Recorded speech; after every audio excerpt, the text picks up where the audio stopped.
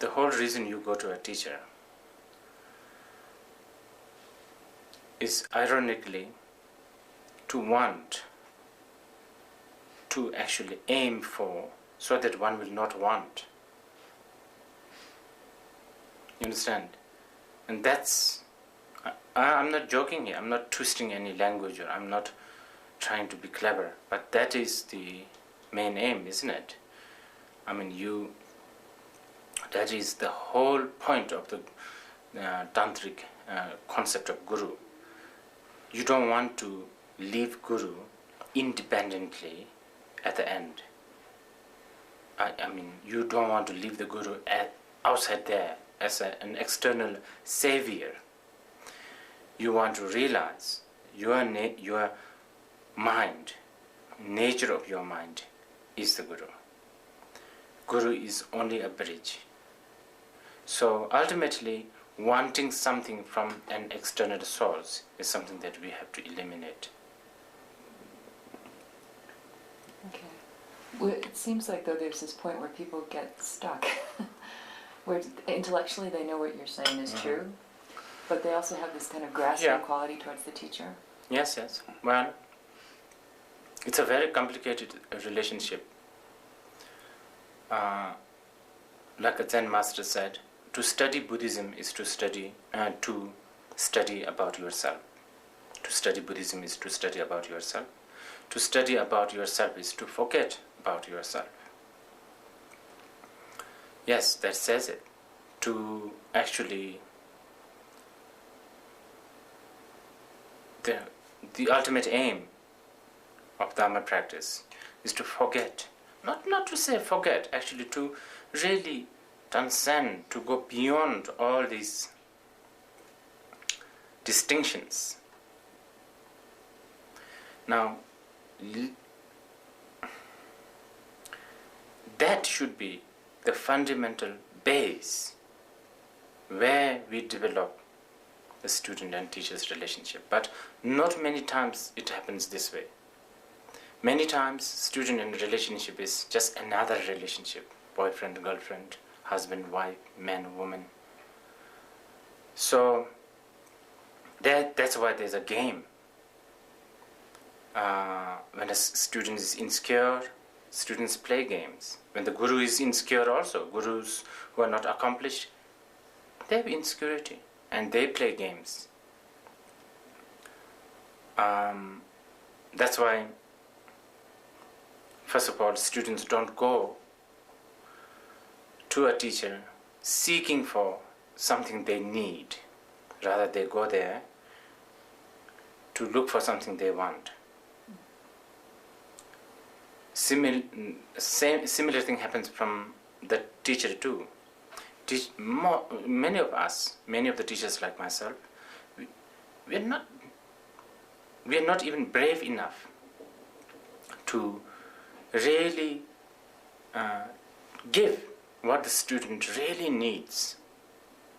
And what student really needs could be very raw, very painful, very naked.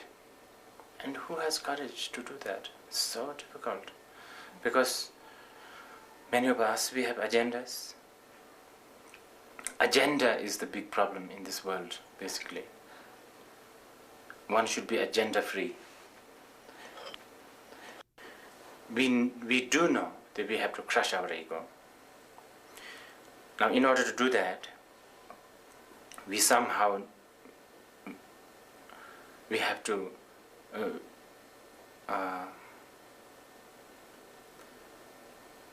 see a model, so if you like, okay, a model who has done it, okay, and we have to admire that model. And when we admire, then there's father, there's the leader, there's all that thing, Buddha, whatever. So that's the only way to go. I mean, how would you teach someone in order to crush their ego? Look at your teacher as your maid. It won't work. But then Maybe for some very peculiar people.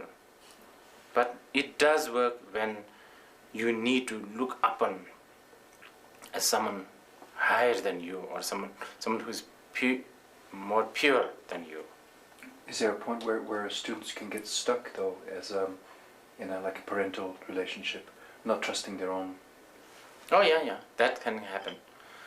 That's what I was saying before. Many teachers have many teachers don't have courage to give their children, their disciples, what they need, because they have agenda. They want to give them what they want, and that can spoil them. That can make them emotionally dependent on them. Very much. That's big responsibility for the teacher. If the teacher and the students are genuinely interested in the enlightenment.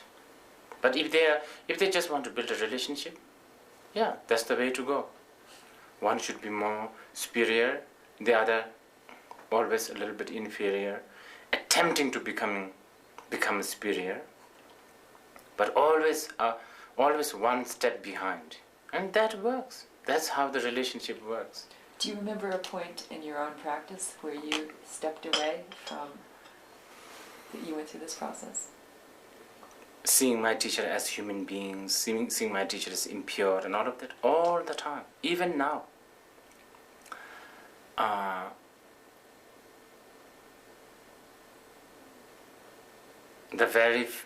For instance, hypocrisy that people like I have, doing one thing in front of maybe a picture of my teachers, and do something else behind, you understand? And that shows that there is a lack of acceptance that your teacher is the Buddha. He knows everything. There is no such thing as behind the picture or in front.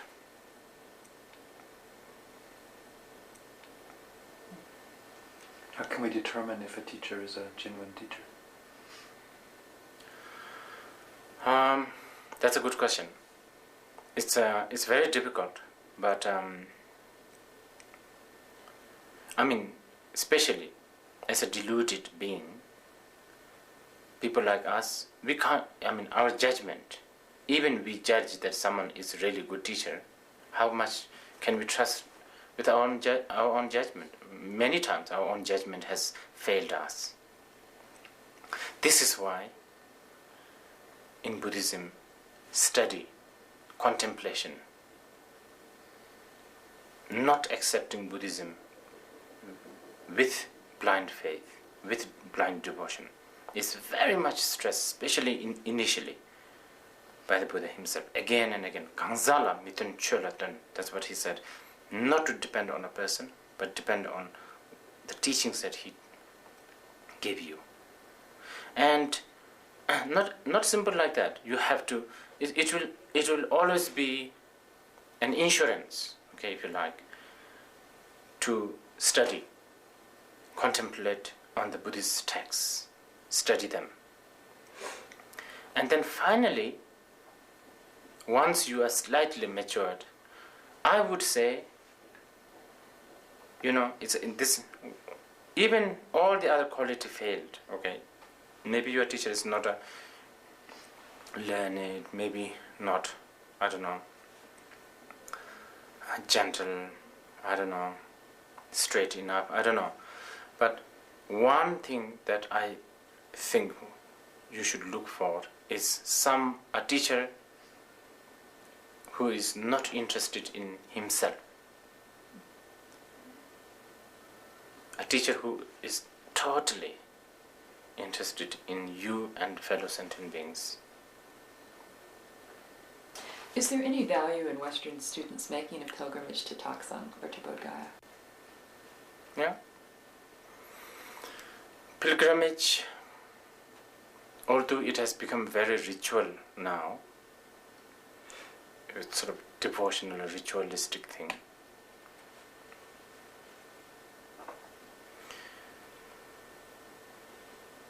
the essence of going to all this pilgrimage is to remind ourselves that such beings exist. Not as a hero, okay? Not as someone who has done this, did this, but as an example. Like even going to places like Hiroshima probably can, even it is a minute, might remind you how we human beings destroy ourselves. It's like that.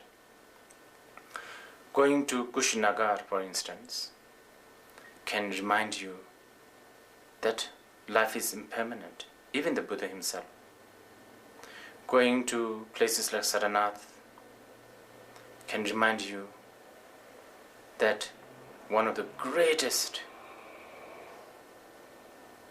I'll just wait until that thing passes. Okay? One of the greatest thing that has been said in this world was said there. And then it might invoke a little interest. What did he say? Know the suffering. Abandon the cause of suffering, and so on and so on. So important, to remind ourselves. I mean, of course, if you're a good practitioner, you don't need these things, but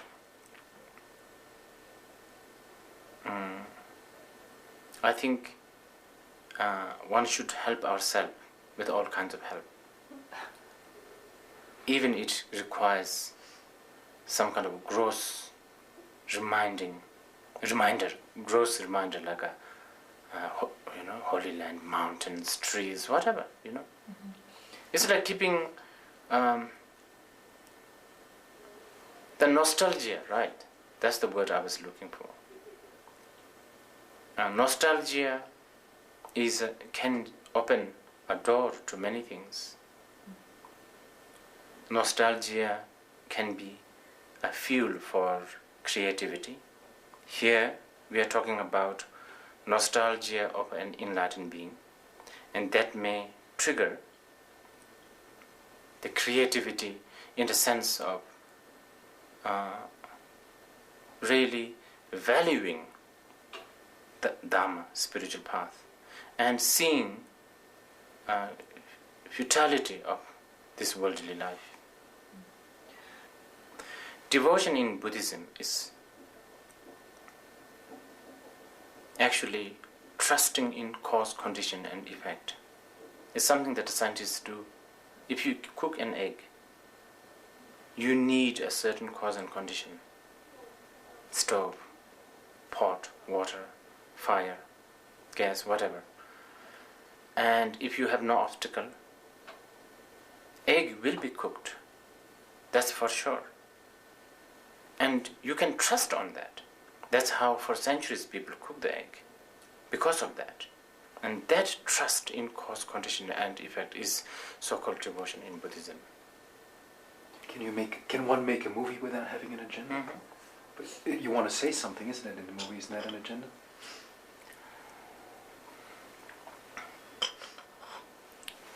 I think, yes. I think there is few directors who did that, right?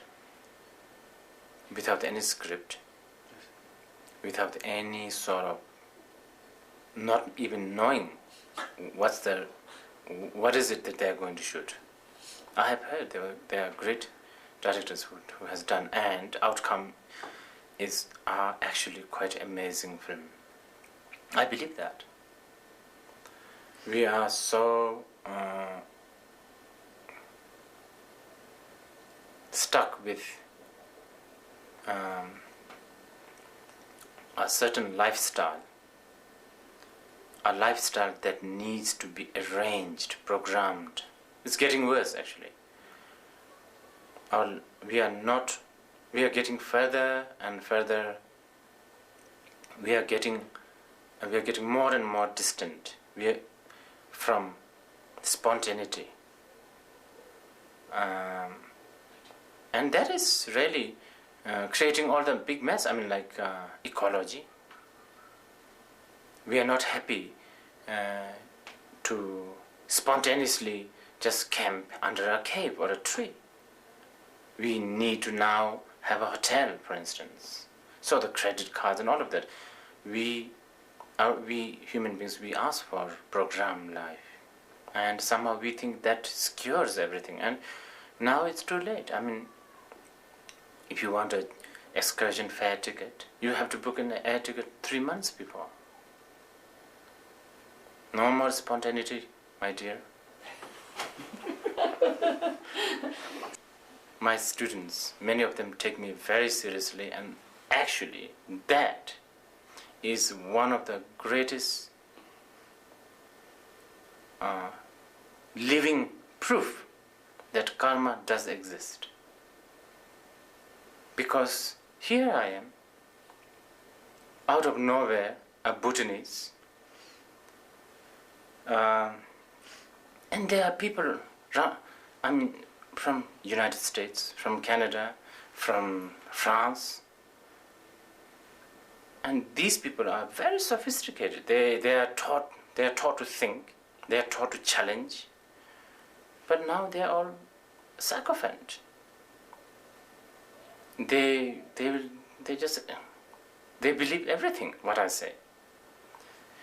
This proves that these people have a lot of karmic debt with me, and they have to pay that debt, and they will keep on believing in my word. Western students are very, very fresh, and that's a very, very big advantage.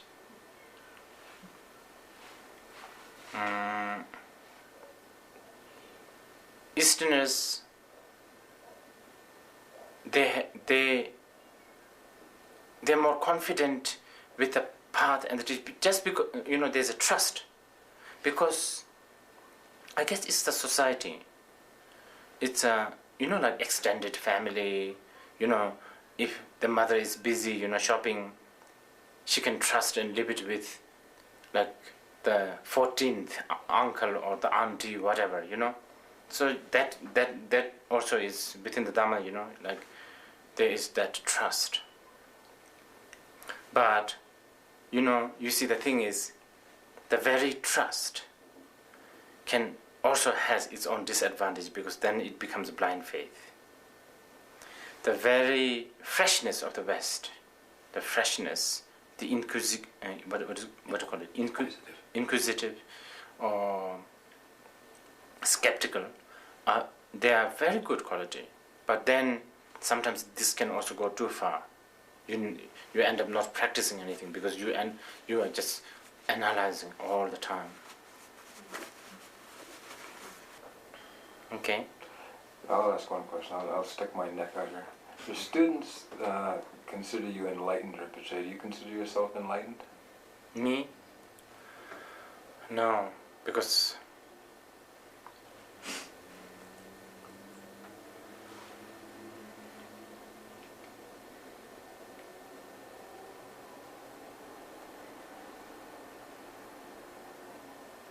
I am still a victim of condition. If I'm enlightened, then I shouldn't be. If the students keep on thinking that I'm enlightened, it will only benefit them. If there is benefit, that is. Okay? That's where the Buddhist teachings on mind comes in. You see, everything is your mind.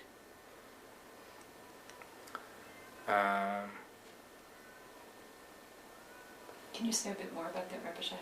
I know you've said it many times other places, but just for purposes of this. It's like, it's like, let's say you are, you are in a bus or something, and person hop in the bus and sat next to you, and this person may be, going through a big problem, and you, without even you realizing, You didn't do anything. Maybe you just sat there, right? But somehow this person thinks that you have helped him a lot. I don't know, by stepping over his toes or something, I don't know. Now, he is not your healer or he is not your liberator. But the other person thinks so. Understand? And it will give the other person a sort of benefit. It can give the other person the benefit of keep on thinking that this person helps you. This happens a lot. I received so many thank you notes from people, thanking me for helping them because when they were in this and that danger, I don't know, turmoil, depression. And honestly, I tell you, I wasn't thinking about them at all. Like they would say, oh, thank you for your prayer, now it's all okay. Sometimes I don't even know who the person is writing to me, you understand? Let alone actually think them in the prayer. Similarly, this happens a lot. Actually, this is something I should tell you. Because as much as the student, many people think the student is more like a weaker side, and the teacher is the power side, isn't it? Sometimes it's not that true. You know what I mean? I think there's a word. The teacher's side is the power, the stage of, you as a teacher you can control. That's what people think, but that's not necessarily true.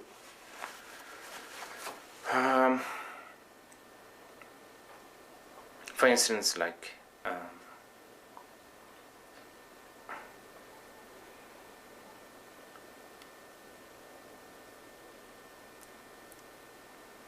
I have, personally, I've had some problems with some ladies whom I don't even know. I don't have any connection with them, but they think that I did. Maybe I might have smiled at them or shake hand with them or said something, and they take it so seriously. Everything is your mind or interpretation of your mind.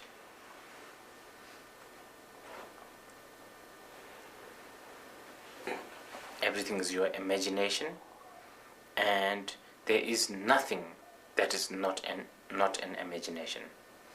Therefore, imagination is very powerful. Imagination is only reality that we have.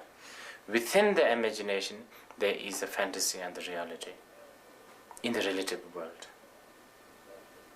Buddhists in general, they are trying to train people's mind to think on gentleness, kindness, love, compassion, and so on and so on. That's all path. But when you talk about everything as mind, you are approaching to the ultimate truth. Ultimately, yes, as we approach to the ultimate truth, first thing we have to realize is that then we are not talking about path, okay? Don't bring the path in here. When we talk about a path, of course we have to talk about goodness and badness and all that. What needs to be abandoned, what needs to be practiced. But as we approach to the ultimate, then we don't talk this anymore.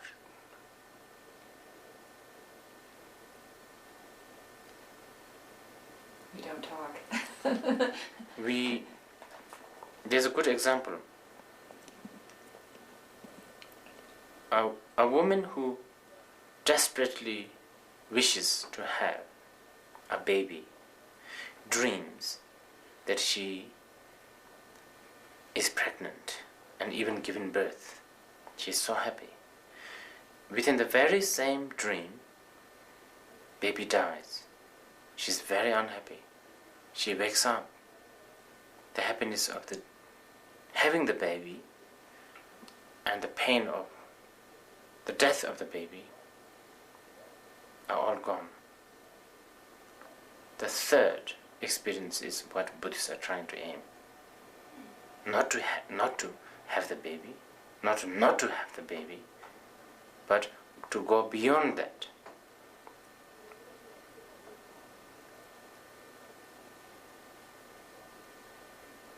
Okay.